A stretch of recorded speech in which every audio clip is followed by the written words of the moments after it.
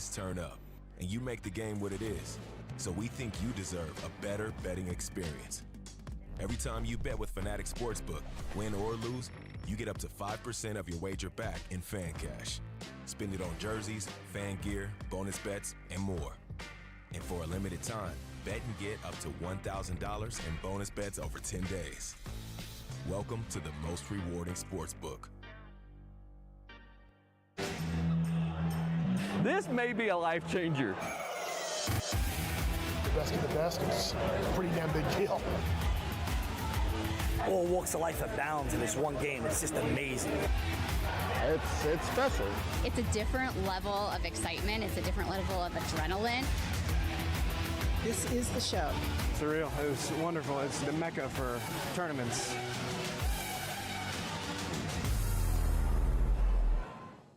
And we're 13 minutes post for today's featured event on the card. This is the Grade 3 $250,000 60 sales handicap. Going a mile and 1/8 here on the main track. Fillies and mares, 3-year-olds and up.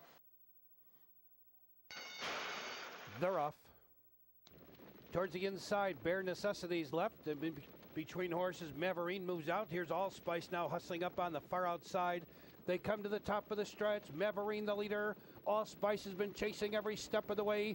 Julie's Prize is 3 wide. Bare Necessities looking for an opening. They've got a quarter of a mile to go in the 60 sales. Here's Allspice now up to challenge Maverine. Maverine holding firm. Allspice can't get by. Bare Necessities now has clear sailing, and Douglas is working hard on her. Maverine, Allspice between horses. Bare Necessities working hard to win this year. It's Allspice now with the lead. Bare Necessities coming on. Allspice, Bare Necessities, Allspice in front.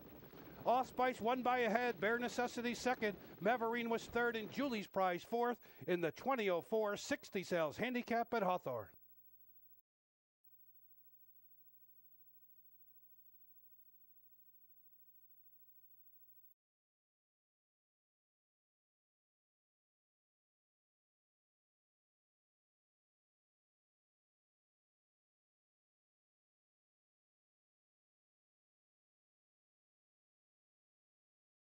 Very cool. Chris Emigh, we're honoring him as Hawthorne's all-time leading rider today.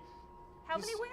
Over 1,800 here at Hawthorne. That's 1,835, I believe, to be exact, here at Hawthorne. One more win is going to bring him into 55th all-time for all riders and all of horse racing. One more win with time with Shane Sellers. I think he's 4,392 right now.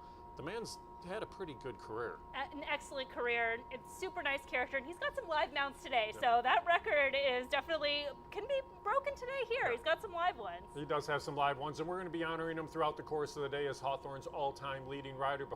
After race number 5, we're going to have a winner's circle picture with his family, horsemen, riders, all that kind of stuff, some presentations for Chris, but you'll see throughout the course of the day, we're going to be replaying some of his stakes victories that he's won here at Hawthorne.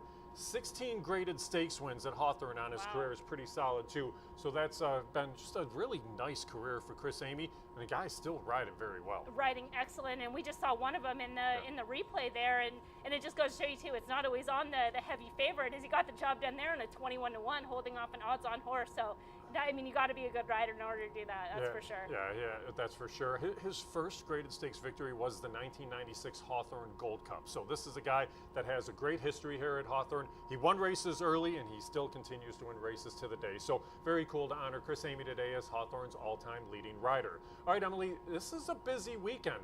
9 races today, 11 tomorrow, as races are filling very well. Stakes race tomorrow, fast main track, firm turf. And what I found interesting is over the 20 races, there's only 5 on the grass. A lot of dirt races we're filling this weekend too. Yeah, and they're competitive races, and I think we've seen in the last couple of weekends, you can find some opportunities in these races, just being a little bit flexible, being a little bit creative, and I think that's the plan for today and tomorrow as well. And you mentioned the busy weekend. We have a pool party going on right now with On the Wrong Lead, so good luck to them. Hope they're bringing the money, and I know we'll get a good crowd out there as well. And then the penultimate weekend for the Hawthorne Invitational, which will be next Sunday. It's going to be a busy weekend for contest play next week. You're going to have NHC qualifiers. You're going to have the Hawthorne Invitational taking place. You're going to be busy. You and a couple of great guest hosts are joining you for the contest. Who's coming into town to join you for the Hawthorne Invitational? Well, we'll have at least one with Mike Somich, and then Ed DeRose is a little bit on the fence. Oh, what's going on with that? He's a busy man. He works so hard. Ed will be here. I'm just trying to, because we're good friends. Bust on him a little bit. Exactly. Exactly. And, we're good friends. And that's actually, one of the things about contests that people love and coming out to Hawthorne, whether you're going to come out and play the one-day tournaments on the 29th and the 30th or at the Hawthorne Invitational, is you just get to see so many friends, and it's everybody in the same place at the same time. And obviously everybody's competitive, but it's just also so good to root on your friends as well and see people that you only see a couple times a year. And it's just kind of one of the great things about being a tournament player. And it was one of those things when we were at the NHC earlier in the year. I mean, it was like a reunion. So many players that have played the Hawthorne contest have done so well. People identifying with them as Chicago players. Yeah. So you look at the leaderboard, and that's kind of what people said. It's a Chicago player, Chicago player, Chicago player. And then that comes right back to Hawthorne for just how well these players have done. But it's kind of a sign for just the type of contest we offer too, because it's that open bankroll, no entry fee.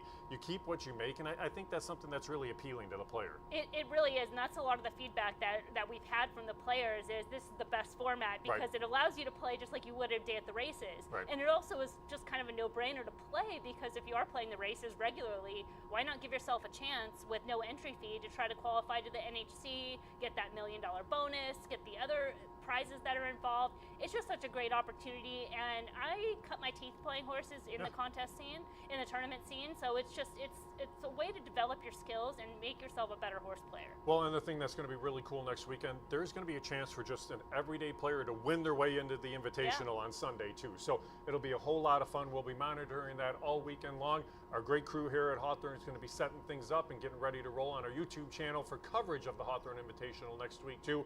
So it will be a fun weekend. All right, here, 9-race card today. Fast main track, firm turf course today. Let's jump into the racing action. For you, you put all this work in race number 1 into the 1 CFV Bullet. I looked at your write-up. Everything's revolving around this horse. Yep. And then the horse scratch. So leaves you with a 5-horse field in this race. Phillipsburg's going to be a heavy favorite. You had the one horse that you thought could beat Phillipsburg, huh? Yeah. I mean, initially, when it's a compact field, especially when it's starting off the car and starting off a pick 5, I love being bold with a single, so that's the way I win. Gonna have to adjust a little bit. Right now, we're seeing Phillipsburg on the board as the 4-5 favorite, but I do want to make note that the number 5 Star Canoe actually opened up as the favorite. It's been drifting up a little bit, and this horse could have the advantage of similar off-the-pace run style. Has a slight class edge coming out of that claiming $25,000 conditional claiming race, so I might upgrade and land there, especially if the numbers drifting up a little bit. And this is a very competitive race. I mean, Phillipsburg has been solid. Definitely something to take a look at there. But you look, Breaking News has won 3 in a row. Like you mentioned, Star Canoe can definitely be a factor. Sarah's Boy Blue is a horse that definitely needed that last start, but it clipped heels in that race. But you look at the races last summer. That horse was competitive, and we know Balladine's run well in the past. So I think this is a little bit tougher than just 4-5 on Phillipsburg. Maybe the most likely winner here, but the horse doesn't have to win by any means. And he's going to have to find a different race shape. So it'll be interesting. We'll cycle back around and talk about that one. Yeah, we'll take a look. Reminder today, it's warm out. Temperature is about 89, 90 degrees, so we'll have short and post parades all day long. Horses to go on the track about 3 minutes to post. One thing you'll have to watch for when horses walk to the paddock, we got hoses lining the apron here, and horsemen, we want them to use those. But when horses walk in, oftentimes you look and see if a horse is washy or anything like that. So many of our horsemen are just going to hose the horses off, walking them, keep them cool. So we'll try to keep an eye and monitor that throughout the course of the day. But horse safety's first and foremost. And I tried to be prepared. I'm short in post parades. I'm short in sleeves today, prepared for the heat. Why not? You got to be prepared. I mean, we got the hum. It's a little bit warmer up here, but you know what? We're going to battle through just fine. All right, race number 2, maidens in this spot. They go 3/4 of a mile in the second. It's a field of 7 to line up in this spot. Another pretty competitive bunch. I thought the outside 4 were competitive, but then you get Willie Bird on the inside. I know you gave a little bit of a look to King Anthony coming in off the bit of a layoff here, but really good connections as well. Yeah, I just thought coming back off the layoff with those back numbers, this would be the right time and place. Having the horse ready, especially with the record, probably one that you have to have ready first out because it just might not come around racing luck. I saw both the Ravelli runners are taking money in the doubles. We'll talk about number 1, Willie Bird, because he has the benefit of the race just last week where he was very green, dropped back early, then ran on late. It was kind of with the race flow, did gallop out well, but I guess the question there is he is going to step up in class. Right. So whether, class is always a different monster, but I think it's a good thing that they're going to say, hey, come right back, at least get another educational experience. Maybe the first time starter, number 5, Tallapoosa, is the live one of the 2, making the debut, and Willie Bird helping to get the race going. And I want to see what the early action is in this spot. I went to Tallapoosa in here, just thinking that King Anthony is definitely going to be the horse to beat. was that Armando Hernandez has a good meet. Owner Antonio Donato has a lot of very good horses in his stable, and that's a horse that should be a solid factor. I picked that one second in this spot. I did go to Tallapoosa. I just like the string of works coming into this spot. David Cohen's been riding very well. He did ride Willie Bird in that last stop, but Julio Felix had a very good day here last Sunday as well. But I'm going to look to Tallapoosa in this spot. If they move the race to the turf, oh Willie my gosh, Bird will be he rode the grass course so well last weekend. It was a very good weekend on the turf for Julio Felix. All right, race 3 today. This is a really good field. $50,000 optional claiming allowance company in here. They go 3/4 of a mile on the spot. It's a field of 6 where anybody is in with a shot. You have Went West, who won last time out, but that was at 6.5. You shorten up a 16th of a mile. It may move a couple of other horses that were in that race into the mix. And you have a horse like Richie's on a roll. He's just been kind of that model of consistency. And Onasa coming off the bench. This is a good, solid race for the third. Yeah, any of these horses winning wouldn't be any surprise when all things are said and done. So it's another type of race where I'm a little bit willing to take a stand, and that would be the number 5, Richie's on a roll. I think he's a contender. He shows up in this race with current form, no red in his past 3 run lines. And he's coming out of this most recent start where he did have a wide trip. A similar race par from the race back in December at the fairgrounds puts him right into the mix here today. And I think this is the right time and place and should present a little bit of value. As you mentioned, it is a competitive race. It'll be interesting to see what the public does. I think a lot of the attention will land on Went West coming off the win, which he made a lot of sense last out. Another one could definitely fit in here, but could find a different trip, different race shape from the rail, and just with today's race complexion. Yeah, I thought Eli's Promise ran a huge race in that last out because this was a horse that you thought was going to actually have a little bit of company up front, and it just scampered away on the lead. And at 3/4 probably would have been a winner. So at 6.5, Went West, timing just got up in time. But again, they're going to time their moves and everything going 3/4 of a mile. Onasa's the intriguing horse to me because this is a horse that has run some good races in the past, but I just don't know off the layoff in here. But like you said, Richie's on a roll. This horse finished second to WW Hotshot in that last out in the State Bred Stake. That's a legitimate racehorse who's run a lot of good races over this track. Could definitely be a factor, and I think the fast track return probably helps Richie's on a roll also. But that's a really good bunch there in race number 3. 4th race on the card, couple of scratches in here. Take out the 1, that's Red Moscato. Take out the 6. So what do you think, Mark?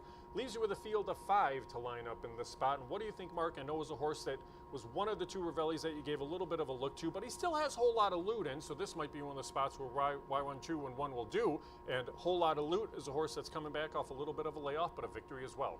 Yeah, and actually I preferred Whole Lot of Loot. Of the 2, though, I gave What About Mark, or what do you think, Mark, a look as well. But Whole Lot of Loot might actually benefit with today's race shape, has that early speed, and also benefit from the time. He was just pretty green in his debut and still learning, even though he broke his maiden kind of rush up and had that lone lead in the second start. He's able to run for that higher tag.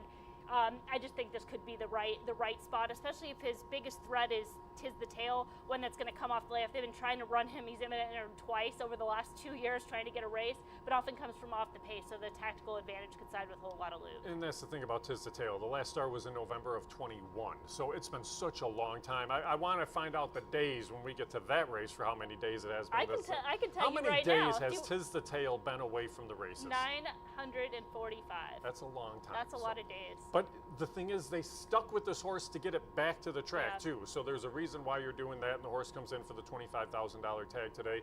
Whole Lot of Loot could very easily steal this race. Mahoney Road was the route I went in this spot. I liked this horse in that last out. The horse ran okay. I thought it was a little bit closer to the pace than expected. Give Me the Candy took him the whole way around in there. But Mahoney Road, I'm really kind of hoping just kind of stalks the pace and then looks to run on late. But that's the one that I'm going to go to on top in race number 4.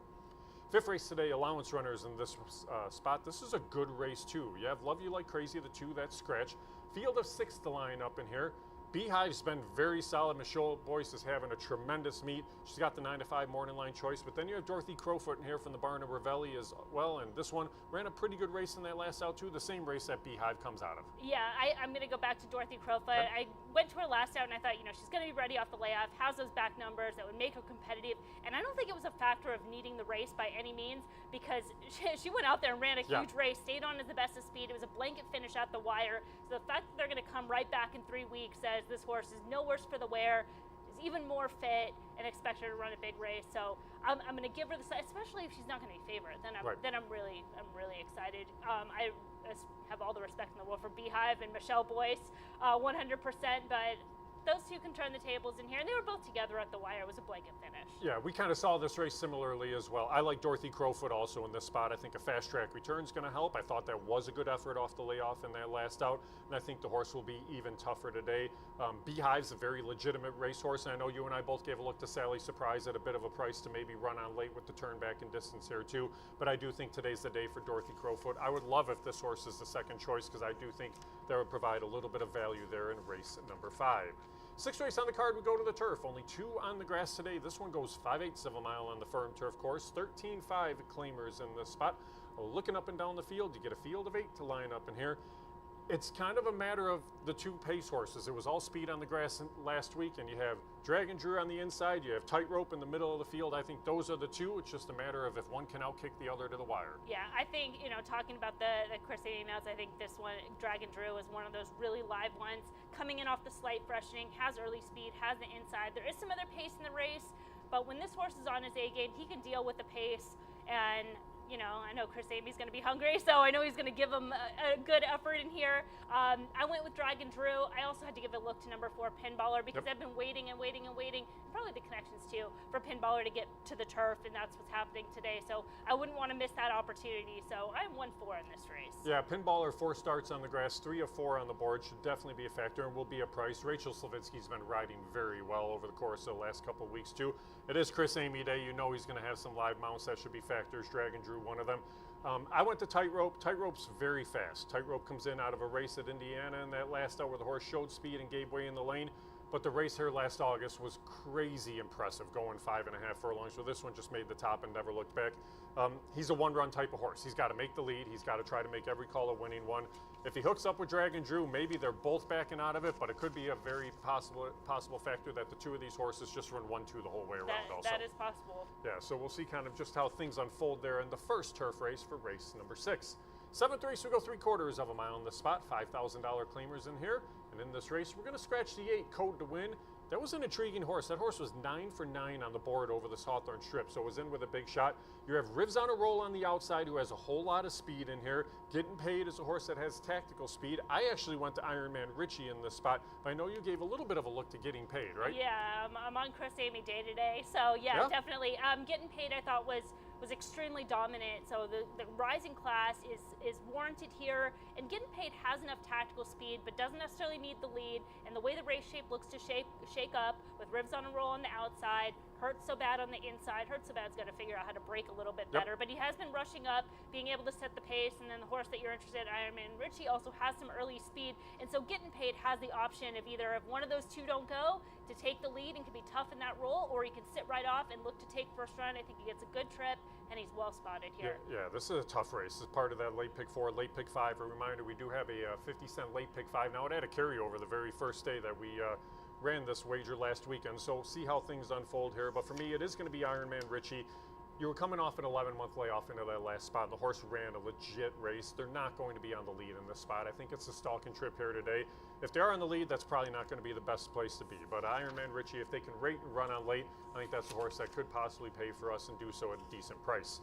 Race number 8, this is a very intriguing turf race. We go 1 mile and a 16th in this spot.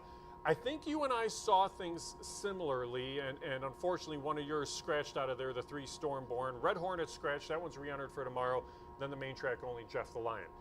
The most logical horse is probably the one River Redemption, who's kind of been the most consistent on the turf, but there's numerous horses in here where if you dig back a little deeper, you can find some turf form where horses can be a factor. I thought that was the case for Wicked Surprise. I saw you use Bakaneko, I saw you use Dyna Blue, Rogue Element. I mean, there's just, you have, if you can do the homework in this race, you might be able to find a price. I think sometimes too that people forget handicapping is you're so in the process of like, I have to pick the winner, right? Right. Where sometimes your opinion is, I'm trying to beat the favorite. And so in that case, if you're saying, oh yeah, River Redemption, he's maybe the most likely, but his last race, he kind of lost ground. He had broke a little bit slow. There's some other pace in the race. If he's going to be high used, and I'm not too crazy about the second choice, then your opinion really is against those 2 versus being, I like this one. Now, I think that's kind of the case. I was taking that approach in here, but Bakaneko I think is just as logical as any of the horses. As you mentioned, you kind of dig a little bit deep, but he has those races that fit. And then Dyna Blue, I mean, just waiting to get the right time and place, going back to opening day, ran huge, and then just getting from the May 5th Common race, ran another good effort. So I think it's a good spot for Dyna Blue as well, and try to get some prices and some separation. Dyna Blue's 15 of 26 on the board on the grass on this one's career. And you look at it and you say, okay, well, the recent races haven't been great on form, but the horse is just a different horse on turf. And there's some of those that are in here, like that Rogue Element. 3 lifetime victories have come on the grass. I mean, you just look through. I mean, I think there is a chance, and like you said, River Redemption is the most logical. There might be a chance to catch a little bit of a price underneath. I said, I went to Wicked Surprise, who I think put up a 0 buyer in the last race. So it's, again, just a different horse on turf. But the turf races last summer were 2 very good races on the grass, too. Yeah, and as you mentioned, yeah, the last race, but when the horse was losing ground, they ride around Correct. it. So you're obviously not going to get a big speed figure, right? And you know, you kind of just say, well, that was a 4 furlong workout. Yeah. And you just move on. And move on to the turf race next time. So The Wine Ball Barn's going very good of and late. you know, we talk about it all the time with handicapping. You just draw a line through a race. So if you draw a line through that 0 buyer, whatever that number is, then you just get back to the races that apply. Yeah, exactly. So there's some chances maybe to get an upset there in the 8th. In the 9th, $5,000 claimers, they go 3/4 of a mile. Scratch the 3, that's a Blazing Road. These are the field of 8 in the spot. I thought this was a wildly contentious race. So many horses you can look to. Kennesaw is going to be a factor. Lima Zulu is going to be a factor. Wing and Ways could too. I went to Idea Man thinking there's enough pace to chase in this spot. There's so many different ways this race could unfold. I like your idea in there. Thank you. I'm with Idea Man as well. Yes. I was very live last out. Well, I went with a few, but Idea Man kind of being the place to start. I thought he was very live last out. Took some money, broke slow, saved ground, showed run from the inside. Kennesaw, expected a little bit more. Maybe the horse was short. That would be the one excuse, but really lacked finish when things kind of started their running. And then Lima Zulu I had to use as well because he can just get the right trip. Yeah. But, you know, Idea Man is probably the most creative and a little bit sneaky in there. Yeah, I think the pace is going to be honest enough because Mad Dragon can show speed. Wing and Ways is really kind of a gun and go type of horse. And Lima Zulu has the tactile speed to keep things honest. You save ground the whole way around with Idea Man, and Kennesaw could get a very similar trip and then try to pick off horses late. But I'm with you. I thought both of those horses could be a factor there in the finale. All right, that's how Emily and I see the 9 races today on Chris Emigh Day here at Hawthorne. Again, a reminder, we are honoring Hawthorne's all-time leading rider, Chris Emigh, throughout the course of the day. You're going to see some replays on some of his past stakes victories here. You're going to see him riding on the track. We're going to do a presentation for him in the winner's circle after race number 5. So a lot going on as we honor Chris, you and I. Both got our autograph photos. If you happen to be on track, go over there. There might still be some down by guest services. There's a few. He signed a few, so there's some sitting around. So ask at guest services if you don't see one.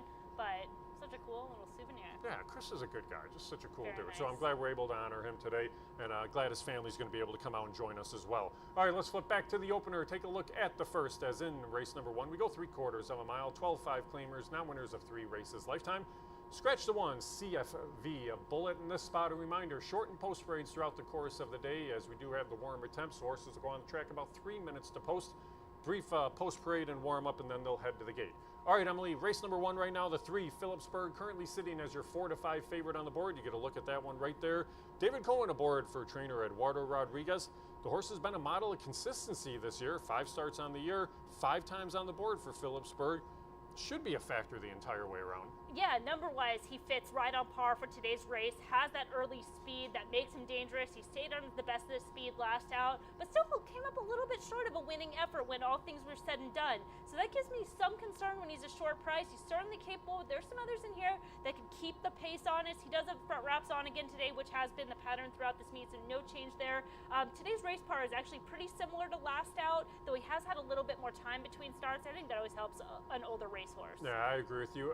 Trainer Eduardo Rodriguez is having a tremendous meet too. 41 of 88 have finished in the money for him. He had a great meet down in New Orleans at the fairgrounds, having a solid meet here. This is a horse that should be a contender much of the way around. At 3-5, it's a determination if you want to play him on top, although with the 12% takeout on win, place, and show, you may want to take advantage a little bit there. But I'm going to use Phillipsburg here, but I think there's some others you can give a look to as well. Now, one of those is the 6. That's breaking news. Breaking news at 3-1 on the board. Alexis Centeno aboard this runner today for trainer Hugo Rodriguez. Breaking news looks pretty good there in the paddock. He rides a 3-race win streak into this spot, steps up slightly, but I think this is the right time to make that move up in class. I mean, professional racehorse, as you mentioned, he's on his toes. He knows his game in here. Another one that is in form, but he is going to be taking that rising class.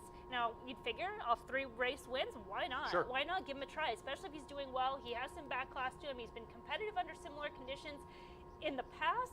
I think he's worth a shot in here, but also from the outside. And with the favorite in here, Phillipsburg, you might have to show a little bit of early speed. And I think there's a scenario where those two could hook up on the lead, or if one goes and the other one doesn't, then that could be the race right there. So I looked at some others, but I think, you know, both those horses are certainly capable. Yeah, I like the impression he's given in the paddock right now as he sits at 5-2. Now the 5 horse at 9-2 is Star Canoe. Star Canoe from the barn of trainer Joel Campbell. Orlando Mojica gets the call today.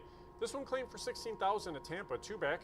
Faced tougher in their last out, the $25,000 company. You drop back down today, and that was a good bunch around 2 turns in their last out.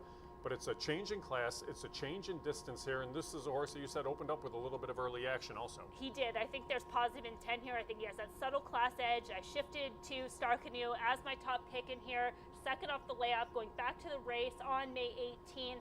He had trouble at the start. He had to rush up and wide. It was a fast early pace. It was very fast late. So he's a flow upgrade in that spot. And now he's presenting value. He opened with early money, currently sitting at 9-2. Maybe it drops out a little bit. Maybe the public that was jumping in early says, hey, I got to get back in. But I don't think he's going to be favored. So value in this race, Star Canoe. Yeah, definitely value, especially even with the scratch of CFV Bullet in here. I expected this one to be a little bit shorter. But yeah, 9-2 does prevent some value for sure. 2 horses in here is Balladine. You get a look at Balladine right there. This one from the barn of trainer D. Polis. Rachel Slavinsky gets the call today. The best work for Balladine has all happened here at Hawthorne throughout the course of this one's career. Just dropped down to this level for that last out. Was set off at 6-1 in that spot. You're looking at 18-1 on the board right now. Yeah, you know, in the race last out, he really didn't have much excuse. So that's the bigger question more than anything, is just handling this level and where he fits. He has struggled under similar conditions. Now the non-winners did 2 win back at the first part of the meet. Kind of snuck away with one there because it was a much lower race par, even though it was a higher level race. The race par was much lower, especially compared to today. So since then, he's kind of struggled to see where he fits. But in a race, if you're trying to play outside the favorites, you definitely would want to have some coverage on those longer priced runners. Yeah, 18-1 right now on Balladine. And then lastly is the 4, Sarah's Boy Blue. This one from the barn of Pat Clay. Rashawn Blanche gets the call today. And here's the thing, Sarah's Boy Blue in that last out, well, the horse clipped the heels and lost the rider, so you don't know what to make of that one, but the Iowa bred comes back here to Hawthorne, ran some decent races at Prairie Meadows last summer. Yeah, and it looks like, it's hard to tell because of those dark legs, but it looks like the front wraps are off. That's always a positive second off. And going back to the return race at Prairie Meadows, lunged out of the gate, then the rider rushed up between horses to recover. Looks like the wraps are off, right? Yeah, no wraps, right? Good job, Steven. So that could be, you know, a positive form cycle change, because he did win with the wraps off in the past. He rushed between horses, clipped heels, was in tight, and then that was pretty much it. So when those type of incidents happen and then they come back, he's coming back on 35 days with the ship, especially the wraps off. That's a positive. Now, can this horse get a little bit faster? That is the bigger question, because he's going to have to step up in that department. Yeah, we'll see how things unfold for Sarah's Boy Blue in the spot right now, currently sitting at 13-1. That's how we see the field for today's opener. You have 50-cent pick 5 wagering taking place, pick 3 wagering the start of the place pick 8 as well. Again, short and post parades today. Horses will be heading out momentarily for the first. Good luck.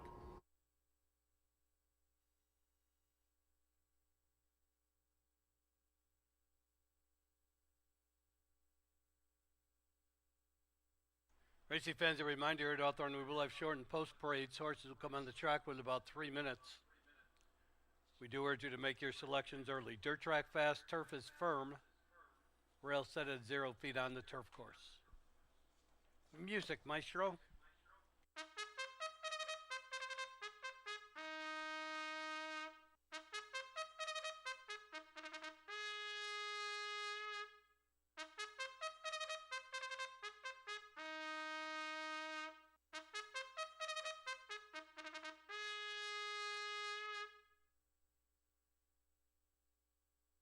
Coming on the track for the first race to go 6 furlongs on a fast track. Scratch 1, CFV Bullet. Field of 5, no jockey changes, no overweights. Win, play, show, exacta, trifecta, superfecta. This race starts the rolling daily doubles, rolling pick 3s, the 50-cent pick 5, and the $1 place pick 8. A reminder here at Hawthorne, win, play, show wager, just a low 12% takeout. Place pick 8 pool, just 8% takeout on the place pick 8 wagers. Every day we race. Parading, here they are. 1 is Scratch, 2 Balladine. Rachel Slavinsky is aboard. 3 Phillipsburg will be handled by David Cohen. 3 Sarah's Boy Blue, Rashawn Blanche.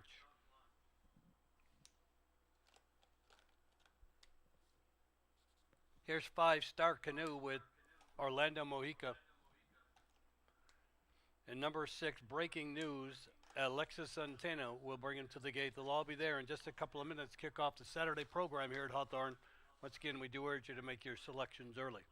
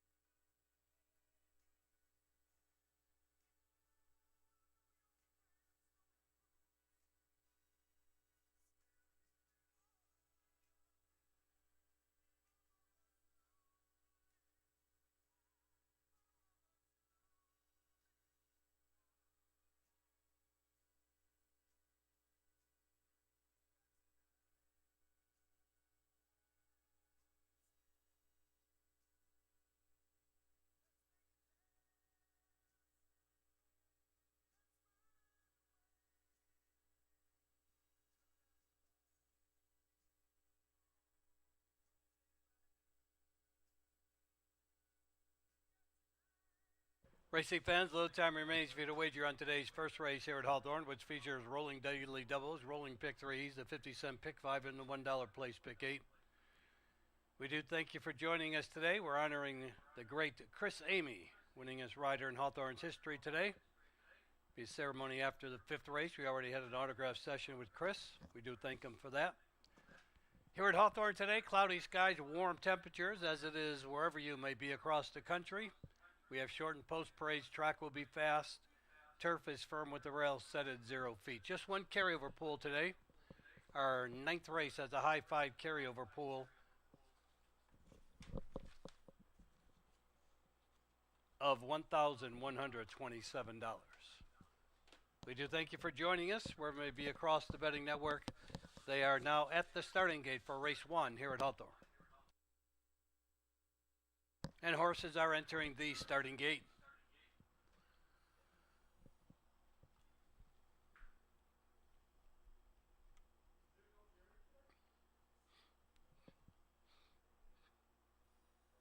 Last two to go in will be Sarah's Boy Blue and Breaking News.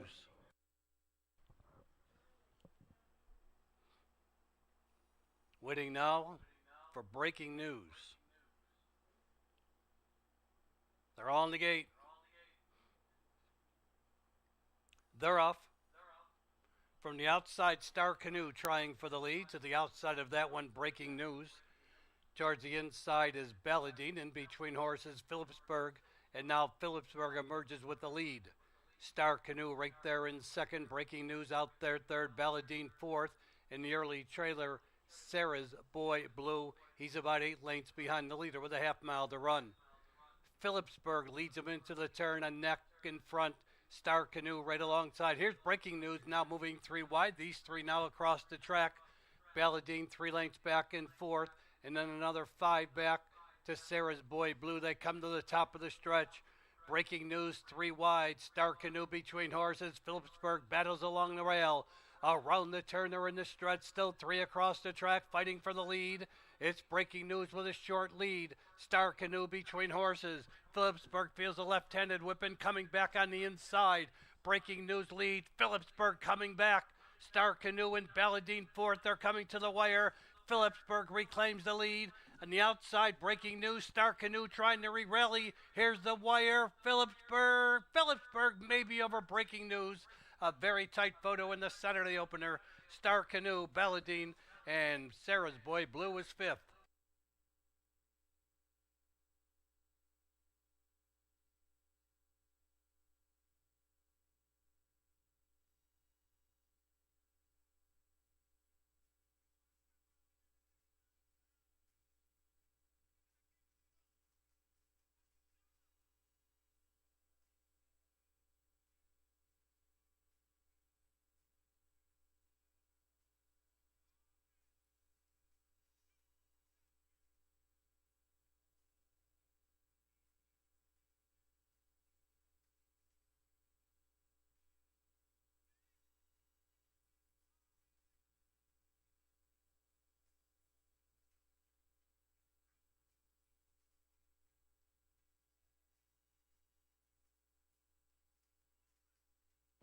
In today's first race, 3, Phillipsburg finished first, 6, Breaking News second, 5, Star Canoe was third, 2, Balladine fourth. 3, 6, 5, 2 is posted. It's unofficial.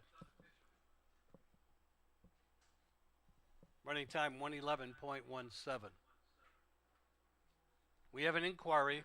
This is the steward's inquiry concerning the stretch run. They're going to focus in on the actions of number 6, Breaking News, in the stretch run.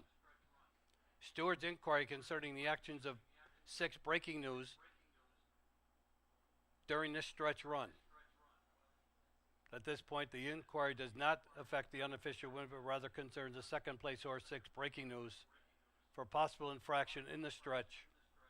Inquiry sign is posted. The unofficial winner, 3, Phillipsburg, owned by David Dory, trained by Eduardo Rodriguez, ridden by David Cohen. Still an official inquiry against number 6 remains posted.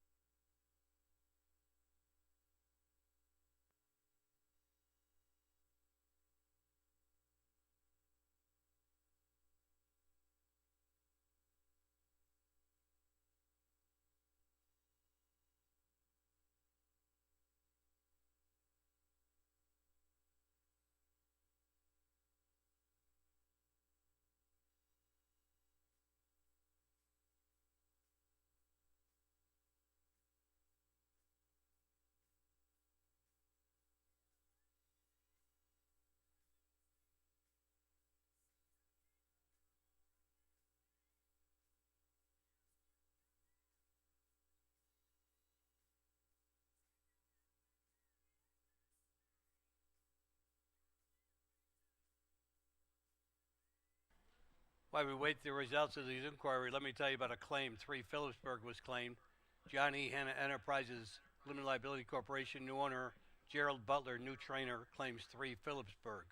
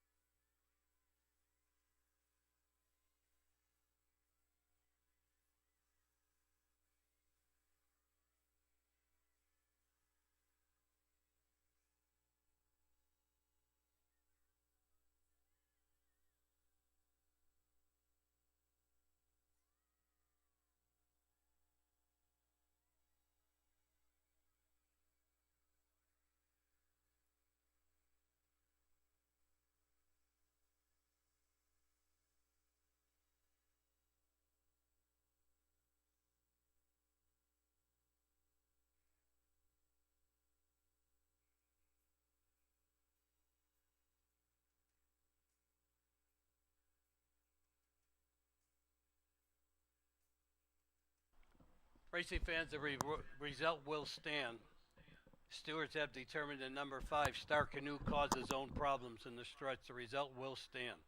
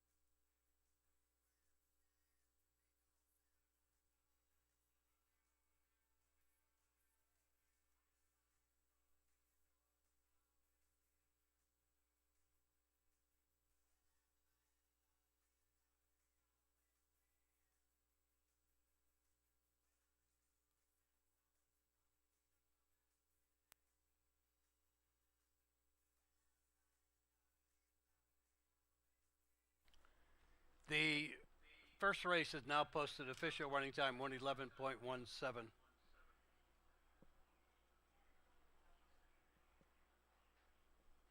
The $1 exact at 3.6, $3 even, 50-cent trifecta at 3.65, $3.60, 20-cent superfecta at 3.652, $1.